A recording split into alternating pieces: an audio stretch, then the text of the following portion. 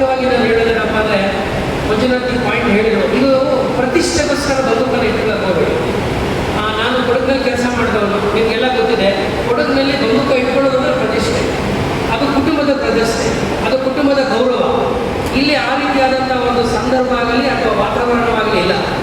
ಆದರೂ ನೀವು ಏನೋ ಒಂದು ಶೋಕಿಯನ್ನ ಪದ ಹೇಳ್ತಾರಲ್ವ, ನನ್ನ ಹತ್ರ ಬಂದೂಕ ಇದೆ, ಪ್ರತಿಷ್ಠೆ, ಆ ಕಾರಣಕ್ಕಾಗಿ ದಯಮಾಡಿ ಬಂದೂಕವನ್ನು ನೀವು ಉಪಯೋಗಿಸಬಾರ್ದು ಮತ್ತು ಬಳಸಬಾರ್ದು. ನಿಮ್ಮ ಆತ್ಮರಕ್ಷಣೆ ಬಹಳ ಮುಖ್ಯ. ನಿಮ್ಮ ಬೆಳೆಗಳು, ಉದಾಹರಣೆಗೆ ನಮ್ಮಲ್ಲಿ ಈ ಬಾರ್ಡರ್ ಏರಿಯಾಸ್ಗಳಲ್ಲಿ ನೀವು ದೂರದಲ್ಲಿ ಇರ್ತೀರಿ, ಒಂಟಿ ಮನೆಗಳಿರುತ್ತೆ, ಅಥವಾ ನಿಮ್ಮ ಗದ್ದೆಗಳೆಲ್ಲ ತೋಟದಲ್ಲಿ ಇರಬೇಕಾಗುತ್ತೆ, ಅಂಥವ್ರು ಬಳಸಿ. ನಮಗೆ ಭಾಳ ಜನ ಲೈಸೆನ್ಸ್ ಕೇಳ್ಕೊಂಡು ಬರ್ತಾರೆ, ಅದರಲ್ಲಿ ತಾಲೂಕಿಗಿರ್ತದೆ, ಇದಕ್ಕಿದ್ದಾಗೆ ಜಿಲ್ಲೆ ಕೇಳ್ತಾರೆ, ಜಿಲ್ಲೆಯವರು ರಾಜ್ಯ ಕೇಳ್ತಾರೆ. ಕಾರಣ ಏನಂದರೆ there is no proper justification. ಅವರೆಲ್ಲ ನಾವು ರಿಯಲ್ ಎಸ್ಟೇಟ್ ಬಿಸ್ನೆಸ್ ಮಾಡ್ತಾ ಇದ್ದೀವಿ, ನಾವು ಕಾಂಟ್ರಾಕ್ಟ್ ಬಿಸ್ನೆಸ್ ಮಾಡ್ತಾ ಇದ್ದೀವಿ, ಅಲ್ಲಿಂದ ಓಡಾಡ್ತೀವಿ. See this country is a free country, anybody can roam around. ನಾವೆಲ್ಲೇ ಬೇಕಾದ್ರೂ ಓಡಾಡ್ಬೋದು.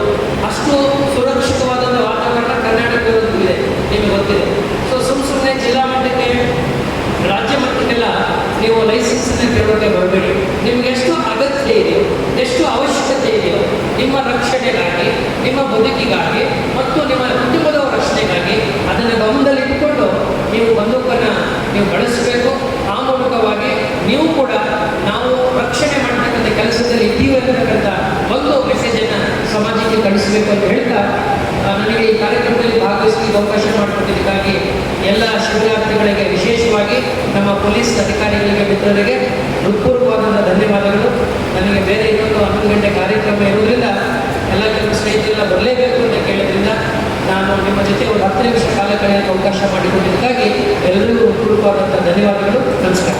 ತುಂಬ ಹೃದಯದ ಧನ್ಯವಾದಗಳು ತಿಳಿಸ್ತಾರೆ. ಈಗ ಅವರ ಕೈಯಿಂದ ಈಗ ಈ ಒಂದು ಬೆಸ್ಟ್ ಕ್ರೆಡಿಟ್ ಅವಾರ್ಡನ್ನು ನಮ್ಮ DYSP ಸರ್ ಅವರು ಅನೌನ್ಸ್ಮೆಂಟ್ ಮಾಡಿದರೆ, ದಯಮಾಡಿ ಅವರು ಬಂದು ನಮ್ಮ DC ಸಾಹೇಬರು ನಿಮ್ಮ ಶ್ರೀ ನಾರಾಯಣ ಸ್ವಾಮಿ